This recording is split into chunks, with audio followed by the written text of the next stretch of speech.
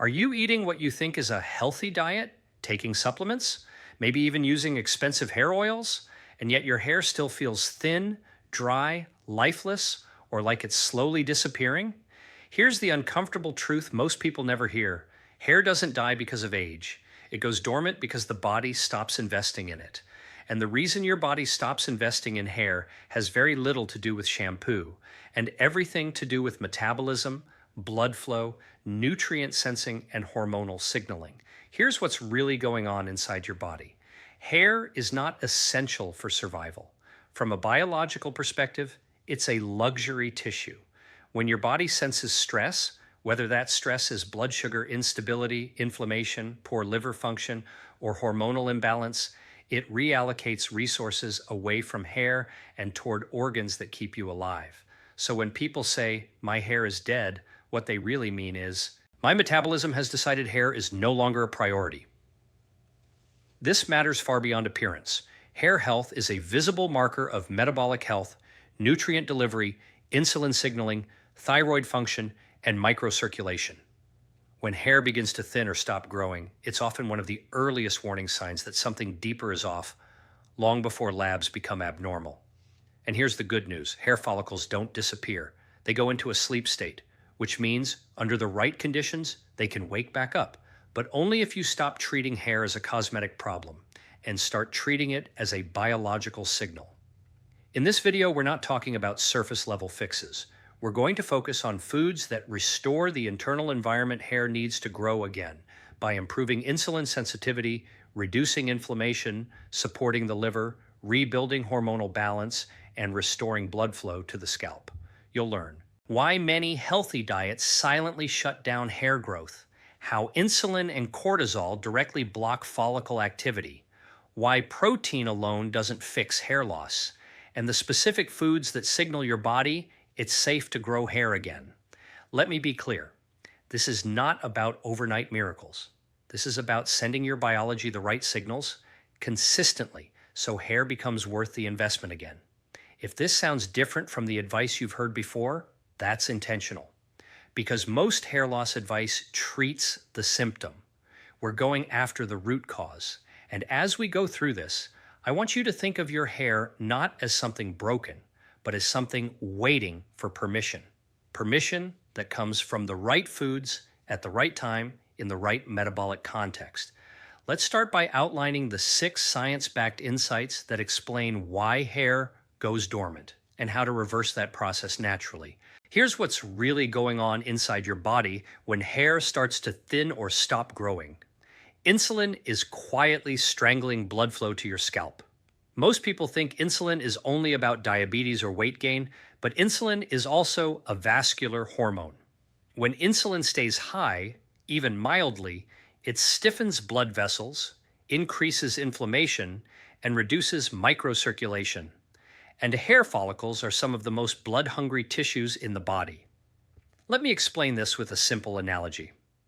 Imagine your scalp is a neighborhood, and each hair follicle is a small business. Blood vessels are the roads delivering oxygen, amino acids, minerals, and growth signals. When insulin is stable, traffic flows smoothly. When insulin spikes all day, those roads narrow, get congested, and deliveries slow down. What happens to businesses when deliveries stop? They shut down temporarily. That's exactly what hair follicles do.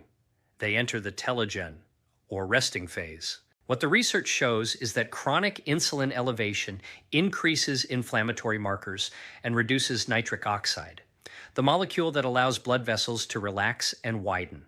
Less nitric oxide means less oxygen reaching follicles, and without oxygen, growth stops. Now here's where people make the first big mistake. They eat healthy foods that still spike insulin: oatmeal, fruit smoothies, whole grain toast, honey, granola, even frequent snacking. None of these foods are toxic, but eaten in the wrong metabolic context, they create repeated insulin spikes that quietly push hair follicles into dormancy. So the goal is not zero carbs. The goal is insulin calm. Here are the foods that help restore that calm and reopen blood flow to the scalp. First, eggs. Eggs provide leucine, biotin, choline, and fat, a combination that stabilizes blood sugar while delivering raw materials for keratin production. Choline also supports liver fat metabolism, which indirectly improves insulin sensitivity. Second, fatty fish like sardines, salmon, and mackerel. These are rich in omega-3 fatty acids, which reduce insulin resistance and improve endothelial function, meaning your blood vessels become more flexible again. Better flexibility equals better scalp circulation. Third, berries, not fruit bowls. Berries are low glycemic but high in polyphenols. These compounds improve insulin signaling and reduce oxidative stress around hair follicles. Think blueberries, blackberries, raspberries, in small portions paired with protein. Fourth, extra virgin olive oil. This isn't just a fat, it's a signaling molecule. Olive oil improves insulin sensitivity and reduces inflammation at the vascular level. 1 to 2 tablespoons daily can meaningfully improve blood flow. And finally, leafy greens, especially spinach and arugula. These are rich in nitrates that convert into nitric oxide, the molecule that physically opens blood vessels. More nitric oxide means more oxygen reaching hair follicles. Now, let's turn this into a simple protocol. Eat protein first, then fiber, then carbs. Avoid snacking between meals. Pair carbs with fat and protein. And stop starting your day with sugar. Within weeks, insulin comes down. Blood flow improves. Follicles receive oxygen again. And hair, slowly, quietly, gets the signal that growth is safe. If this is helpful so far, consider subscribing. I post content like this every day to help people fix root causes, not chase symptoms, because insulin isn't just about weight. It's one of the most powerful on-off switches for hair growth. Next, we're going to talk about the liver and why even perfect nutrition fails if the liver can't deliver nutrients to your scalp. Even if you eat the perfect diet, even if your protein, vitamins, and minerals look flawless on paper, your hair will not grow if the liver can't process and deliver those nutrients. Here's what's really going on inside your body. The liver is the central traffic controller for hormones, minerals, and fat-soluble nutrients. Hair follicles don't directly absorb what you eat. Everything must first be processed, packaged, activated, and distributed by the liver. So when someone says, "I'm eating healthy, but my hair is still thinning," my first question is not about their shampoo. It's about liver load. Let me explain this with a simple analogy. Imagine you order high-quality building materials for a house, but the warehouse is overcrowded, understaffed, and backed up with junk shipments. Even though the materials arrive at the building site, they never get sorted or delivered correctly. That's what happens when the liver is overwhelmed. Common causes? Chronic insulin spikes, excess fructose alcohol, even moderate, ultra-processed seed oils, constant grazing, and late-night eating. When the liver is overloaded, 3 critical things happen that directly shut down hair growth. First, hormones stop converting properly. The liver converts inactive thyroid hormone, T4, into active thyroid hormone, T3. Hair follicles are extremely thyroid sensitive. Low T3 means follicles slow down, thin out, and stay in rest mode. Second, iron, zinc, and copper signaling breaks down. Hair loss isn't usually iron deficiency. It's iron mismanagement. The liver regulates how minerals are stored and released. If liver function is impaired, minerals never reach the follicle even when blood levels look normal. Third, inflammation rises silently. A stressed liver releases inflammatory signals that affect the scalp microenvironment. Inflammation around follicles literally narrows blood vessels and suffocates growth. Now here's the empowering part. The liver is incredibly responsive to food, and certain foods act like a reset button for nutrient delivery. First, cruciferous vegetables, broccoli, cauliflower, Brussels sprouts. These activate phase 2 liver detox pathways that improve hormone clearance and reduce estrogen dominance, which is strongly linked to hair thinning in both men and women. Second, eggs again, especially the yolks. Egg yolks contain choline, which prevents fat buildup in the liver and improves nutrient export. This is one of the most overlooked nutrients for hair health. Third, Beets. Beets increase bile flow. Bile is how the liver moves toxins, hormones, and fat-soluble nutrients out and through the system. Better bile flow means better nutrient delivery to hair follicles. Fourth, lemon and bitter foods. Arugula, dandelion greens, lemon water before meals. These stimulate digestive enzymes and liver signaling. Small habit, big impact. And here's a simple liver hair protocol. Finish eating at least 3 hours before sleep. Avoid alcohol during hair recovery. Eat protein at every meal. Add 1 liver supportive food daily. Within weeks, hormone conversion improves, minerals move again, inflammation drops, and hair follicles finally receive the message they've been waiting for. Resources are available. If this is landing for you, keep going, because next we're going to address one of the biggest myths in hair health: why protein alone does not grow hair, and the missing mineral signals that decide whether hair becomes thick or fragile. Most people hear hair loss and immediately think protein, so they eat more chicken, more shakes, more bars, and yet their hair stays thin, brittle, or stagnant. Here's what's really going on inside your body. Protein does not build hair unless the mineral signals that activate it are present. Let me explain this with a simple analogy. Protein is like bricks. Minerals are the construction workers. You can stack bricks all day, but without workers to place them, align them, and lock them in, nothing gets built. Hair follicles are some of the fastest dividing cells in the body. That speed requires precise mineral signaling, especially zinc, iron, copper, selenium, and magnesium. When even one of these is off, the follicle gets confused. What the research shows is that zinc deficiency alone can stall the anagen, or growth phase, of hair.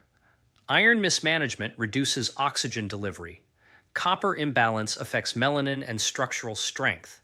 Selenium impacts thyroid signaling. Magnesium influences stress and cellular energy.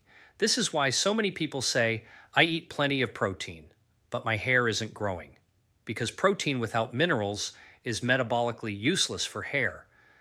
Now here's the mistake. People try to fix this with isolated supplements.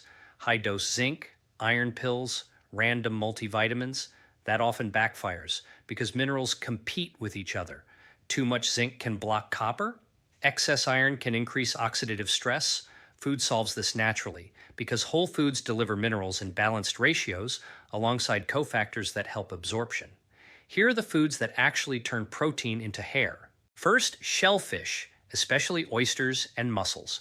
These are nature's richest sources of bioavailable zinc and copper, the 2 minerals most critical for follicle activation and keratin structure.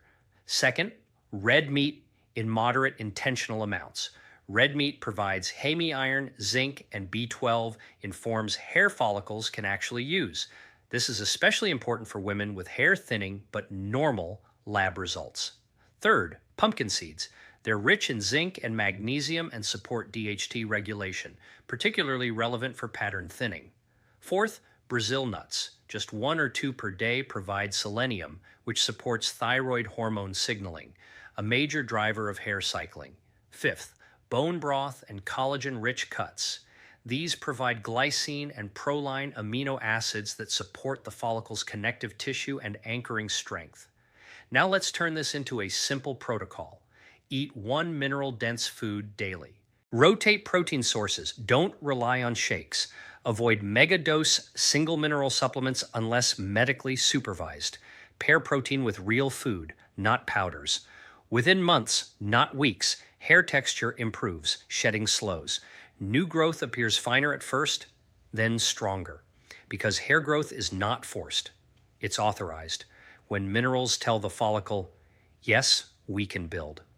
If this is helping you see hair loss differently, consider subscribing. I share evidence-based, root cause health content like this every day.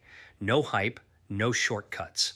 Next, we're going to talk about a silent hair killer that almost no one connects to food: cortisol, and the specific foods that tell your nervous system it's finally safe to grow hair again. If insulin is the brake on hair growth, cortisol is the emergency shutdown button. Here's what's really going on inside your body. Cortisol is not a bad hormone. It's a survival hormone. It keeps you alert, mobilizes fuel, and helps you respond to stress. But when cortisol stays elevated day after day, your body gets a very clear message. This is not a safe time to grow hair. Hair growth requires energy, consistency, and long-term planning. Chronic stress tells your biology the opposite. Conserve, protect, withdraw. Let me explain this with a simple analogy. Imagine your body is a company with a limited budget. When times are calm, the company invests in long-term projects, maintenance, upgrades, aesthetics. Hair growth lives in that category. But during a crisis, budgets get cut. Non-essentials are paused. Hair is one of the first things to go. What the research shows is that elevated cortisol shortens the anagen or growth phase and pushes follicles prematurely into the telogen phase.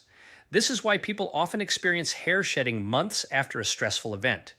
Illness, extreme dieting, sleep deprivation, emotional stress. Now here's the key insight most people miss.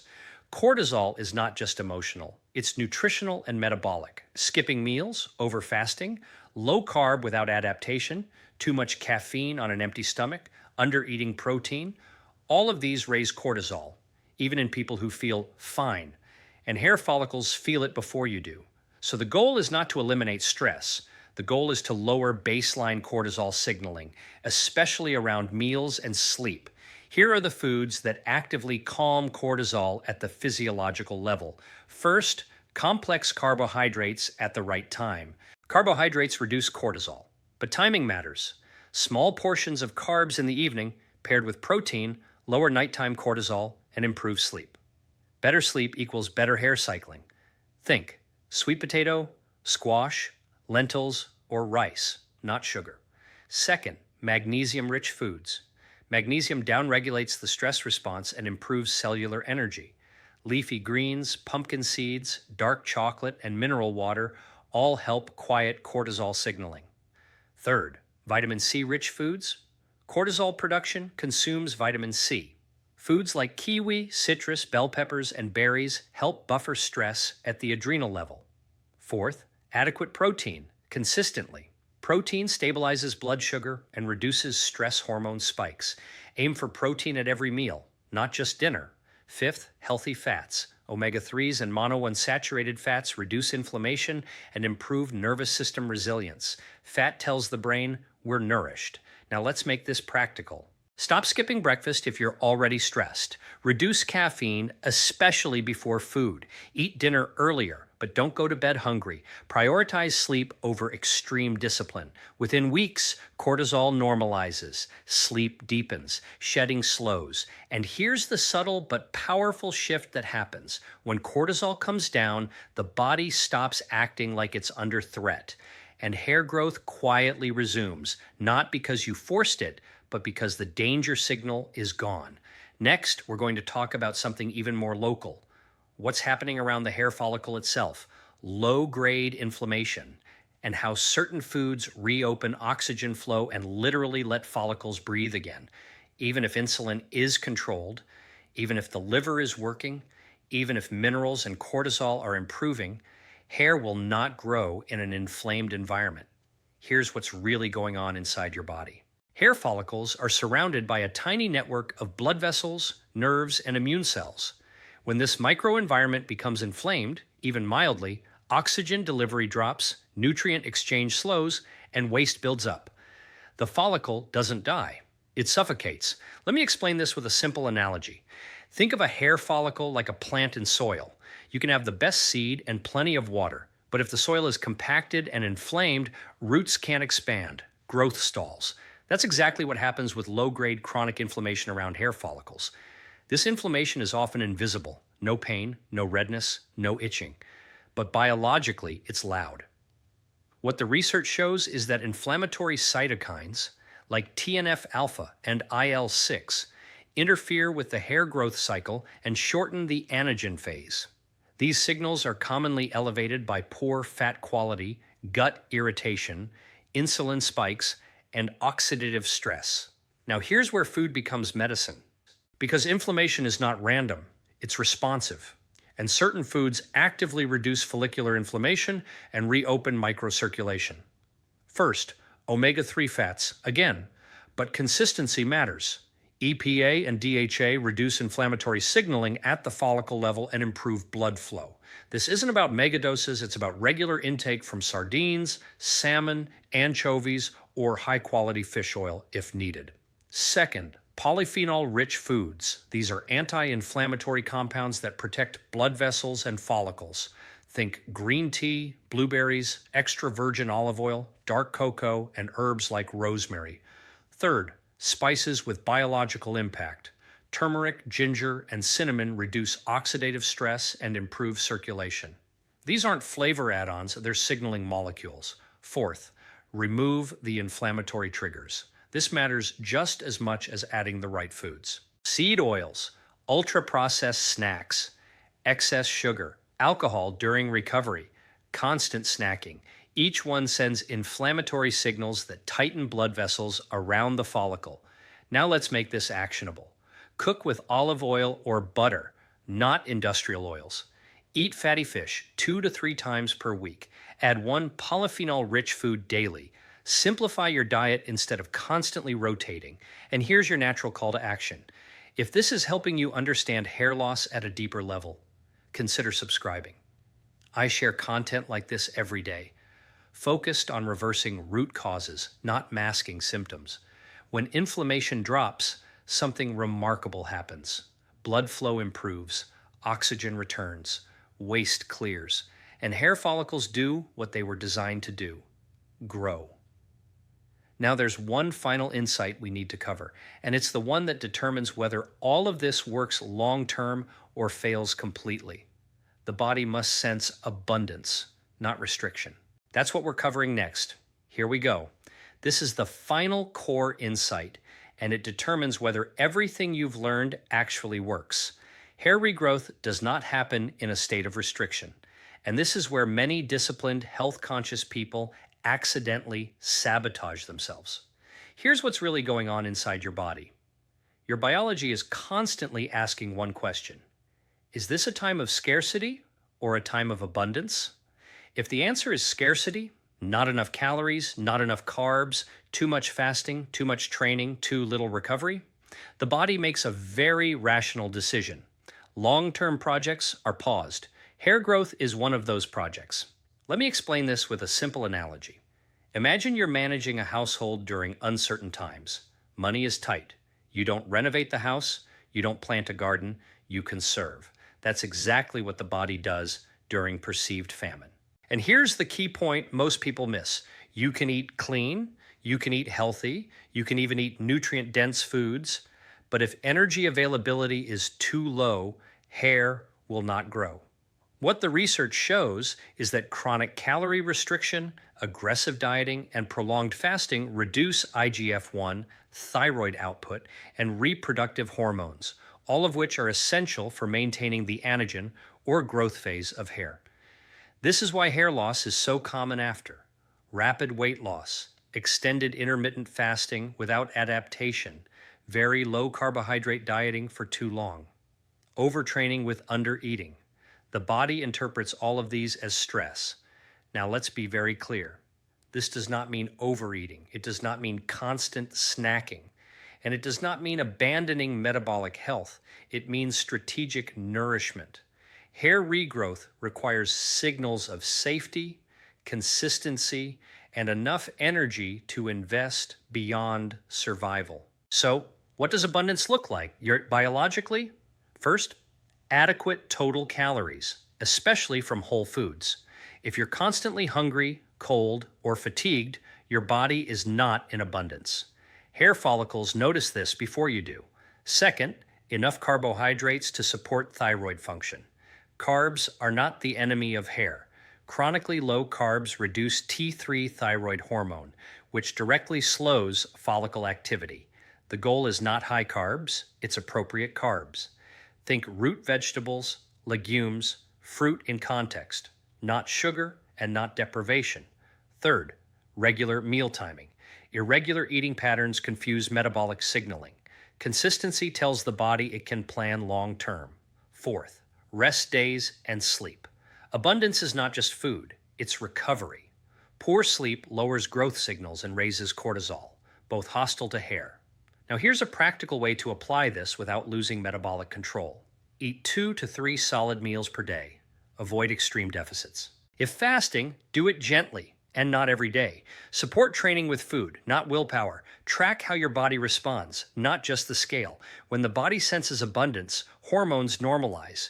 Thyroid output improves, IGF-1 rises into a healthy range, and hair follicles get a message they haven't received in a long time. We have enough. You can grow. This is why hair regrowth is often the last thing to return, and why it's also one of the most powerful signs that metabolic health has truly been restored. You don't force hair back. You create the conditions that make hair inevitable. Let's take a step back and see the full picture. Hair loss is not a cosmetic problem. It is a metabolic and physiological signal, a red flag that something in your body is not functioning optimally. We've walked through 6 key insights today. Insulin and blood sugar control dictate whether blood and nutrients reach your follicles. The liver decides whether the nutrients you eat ever get delivered to hair cells. Protein alone is useless without the right mineral signals: zinc, iron, copper, selenium, magnesium. Chronic cortisol tells your body it's unsafe to grow hair, no matter how many vitamins you take. Low-grade inflammation around follicles suffocates growth, but certain foods reopen circulation. Hair regrowth requires a state of perceived abundance, not restriction, signaling safety and resources to your body. Each of these insights is not theoretical. They are biologically grounded, science-driven principles, and they explain why typical hair loss advice, shampoos, topical oils, or cosmetic fixes rarely works in the long term. Here's what's most important to remember. Hair follicles are not dead. They are dormant, and they will respond and slowly, reliably when the internal environment signals it's safe to grow again. This is why food matters more than fancy treatments. Every meal, every nutrient, every bite of the right food can be a signal to your follicles. Growth is allowed. Resources are available. You can thrive. So here's your challenge. Pick just one change today. Stabilize insulin, support your liver, add a mineral-rich food, reduce stress, or add an anti-inflammatory ingredient, and track how your body responds over the next 2 to 4 weeks. It doesn't have to be perfect. It doesn't have to be extreme. What matters is consistent root cause intervention, building the conditions for hair follicles to wake up naturally. Over time, these small actions compound. Shedding slows, texture improves, dormant follicles re-enter the growth phase, and what once felt inevitable, thinning, lifeless hair, begins to reverse. If this added value, like the video and subscribe to join others optimizing their health naturally. Every day, we break down complex science into simple, actionable tools that give your body permission to function at its best, from hair to energy to weight to longevity. Remember, hair is just the visible tip of the iceberg. When you restore the right signals, your whole body thrives. And there's nothing more powerful than waking up each day knowing that your health, your metabolism, your hormones, your energy is actually improving from the inside out. So start small, stay consistent, and watch your hair and your health transform from the root up.